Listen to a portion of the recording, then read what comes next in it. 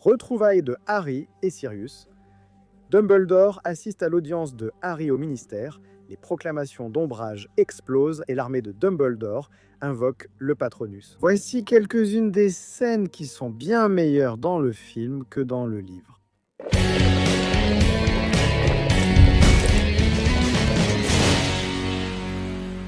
Salut les sorciers, ça va? J'avoue que ce script a été difficile à écrire, car L'Ordre du Phénix est un livre vraiment excellent. Le film surpasse rarement un moment du livre, mais j'ai quand même sélectionné quelques passages qui, selon moi, dans le film, sont un peu meilleurs. Quelque chose en plus m'a encore plus plu. Cet épisode, bien qu'il parle ironiquement du plus grand livre, sera sans doute le plus court, ou peut-être celui sur le prince de Sang-Mêlé. La première scène que j'ai choisie, qui pour moi était meilleure dans le film, c'est quand Harry et les autres essaient d'écouter une partie de la réunion de l'Ordre du Phénix, là, au Square Grimord. Ils utilisent l'oreille extensible que Patenronde attrape. Dans le livre, ils essaient bien d'écouter, mais la porte est enchantée avec un sortilège anti-bruit, et l'oreille extensible, ce n'est qu'un petit fil couleur chair. Il n'y a pas vraiment une oreille au bout, tu vois. Dans le film, c'était plus visuel et le fait que Pattenronde mange l'oreille était drôle. Pour moi, c'était un ajout positif. L'autre scène que j'ai choisie ici, qui pour moi était meilleure, c'est la retrouvaille entre Harry et Sirius. Dans le film, elle est beaucoup plus chargée d'émotions que dans le livre, n'est-ce pas? Dans le film, Harry arrive et ils se prennent dans les bras. C'est vraiment une vraie retrouvaille, n'est-ce pas? Alors que dans le livre, il n'y a pas cette étreinte chaleureuse, il n'y a pas ce côté plus émotionnel, tu vois. Sirius apparaît là et tout, mais il n'y a pas ça ne se passe pas comme ça.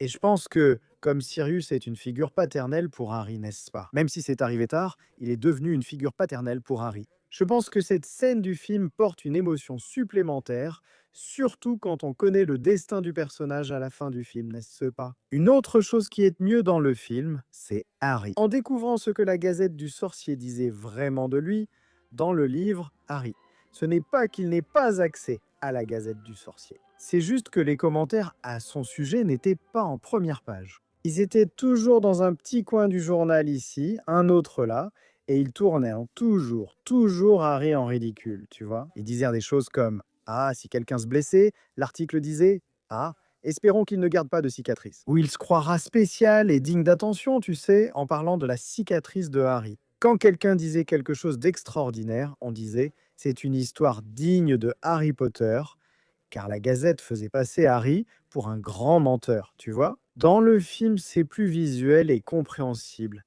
Être en première page. Il découvre cela dans le livre, dans la chambre, non? Hermione lui raconte en arrivant. Dans le film, il le découvre à la table, car tout le monde finit par lui montrer de toute façon. Et là, directement en couverture, Potter, le garçon qui ment. La scène prend plus de poids. Je préfère dans le film le cauchemar que fait Harry la première nuit au Square Grimord. C'est bien mieux dans le film. Dans le livre, comment il intervient ici? Sirius évoque Voldemort. On pense qu'il cherche une arme et garde ça en tête avant de dormir. Là, il fait un rêve. Et là, il rêve que Hagrid donne un cours sur les créatures, sur le soin des créatures magiques et les créatures qu'il présente. Elles avaient des têtes de canon, tu vois. Arme canon, il est conditionné par ça. Voldemort cherche une arme, tout ça. Dans le film, je préfère car il a déjà une vision du ministère, de la porte et de la prophétie. Je trouve que c'est mieux, c'est un point sur lequel, pour moi, il n'y a pas moyen. Vraiment, il n'y a pas moyen. Cette partie du film est bien supérieure à celle du livre, qui est l'arrivée de Harry au ministère de la magie. Tout cela a évidemment beaucoup à voir avec le décor construit pour le ministère, n'est-ce pas? C'est quelque chose de grandiose, non? Harry est en train d'entrer là, c'est quelque chose de vraiment grandiose. On ressent la grandeur, une vraie grandeur de dimension, autant par l'importance de cet endroit que par sa taille. Le ministère de la magie est aussi très beau visuellement, alors que dans le livre, il l'est aussi, n'est-ce pas? Mais il n'est pas décrit avec cette ampleur. On n'a pas vraiment la notion de la grandeur du ministère. Juste en lisant, bien sûr, on se dit « Waouh, il est sous terre, il y a 8 niveaux. » D'accord? Mais tu imagines quelque chose de beaucoup plus vertical qu'un espace vaste, n'est-ce pas? Pour ma part, ayant lu avant de voir le film, c'est l'impression que j'en retiens. Donc, cette arrivée de Harry au ministère, super impressionné, Et puis la routine des sorciers vents qui se déroule, des sorciers qui arrivent en haut pour travailler, des gens qui marchent là. Franchement, pour moi, c'est vraiment génial. Maintenant, cette scène-là, celle-ci, je l'ai mise ici avec plaisir, vraiment avec plaisir, et ce n'est qu'une partie de la scène, ce n'est pas toute la scène. Harry arrive à l'audience et doit y répondre, après la présentation de Fudge qui arrive. Albus Percival Wulfric Brian Dumbledore. Il arrive et dit « Témoin de la défense, Albus Percival Wulfric Brian Dumbledore qui t'es fou ?» L'arrivée de Dumbledore est incroyable et dans le livre c'est similaire. Il n'était pas là, puis après l'arrivée de Cornelius, n'est-ce pas? Qui était l'inquisiteur? Qui était le greffier du tribunal? C'était Percy. Ensuite, Harry entend la voix de Dumbledore derrière lui. Témoin de la défense, papa. Sa façon d'arriver dans le film est très visuelle. La scène est magnifique. Elle transmet tant d'espoir que, pour moi, le film était meilleur que le livre. Juste ce moment-là, car le reste de l'audience dans le livre est bien supérieur, mon ami. Ah, il y a un moment de l'audience, ça c'est une autre partie, il y a un moment de l'audience dans le film où Dumbledore parle. Cornelius, je t'en prie, écoute la raison.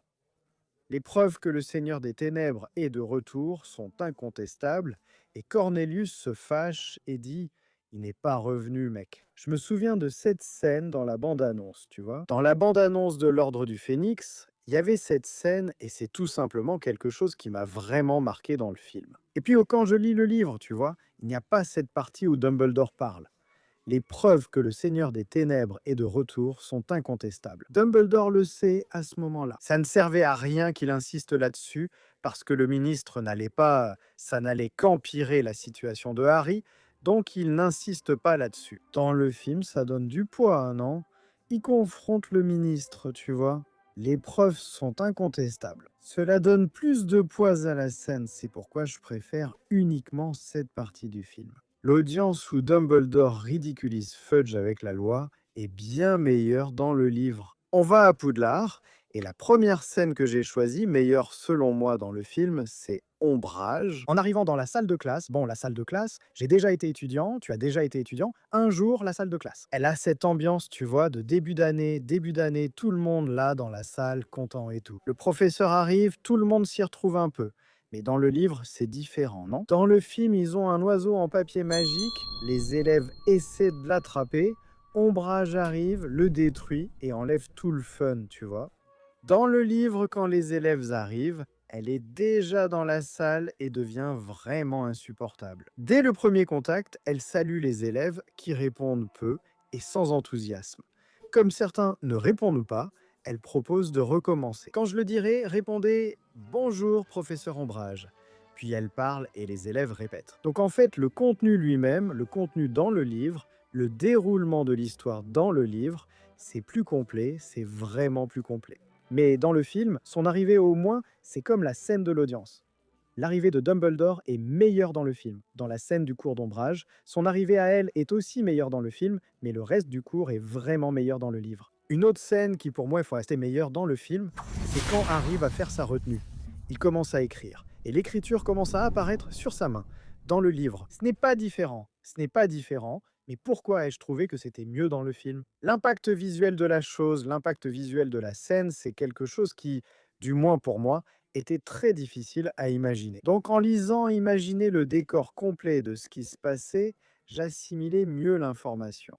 Mais dans le film, l'aspect visuel me captive beaucoup, tu vois, le côté visuel, les lettres qui apparaissent une à une pendant qu'il écrit. Ça a renforcé la scène, tu vois. Le renvoi de la professeure Trelawney ne pourrait pas non plus figurer sur cette liste comme une scène meilleure dans le film, surtout à cause de l'action de Dumbledore, n'est-ce pas? Dans le livre, c'est similaire.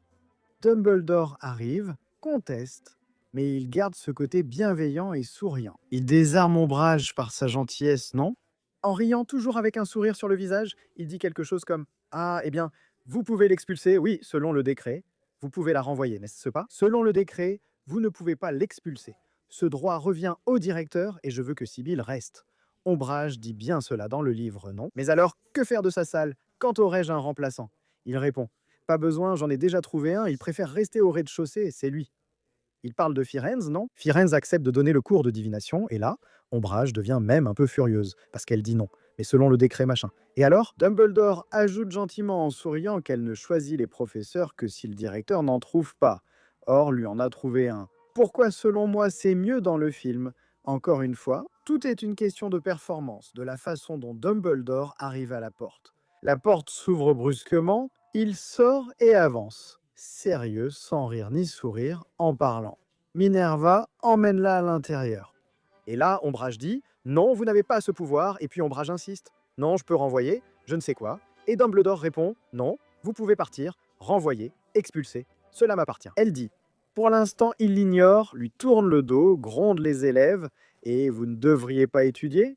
Puis Dumbledore part. Peu de discours de l'ordre du Phénix. Je l'avoue, j'aime beaucoup.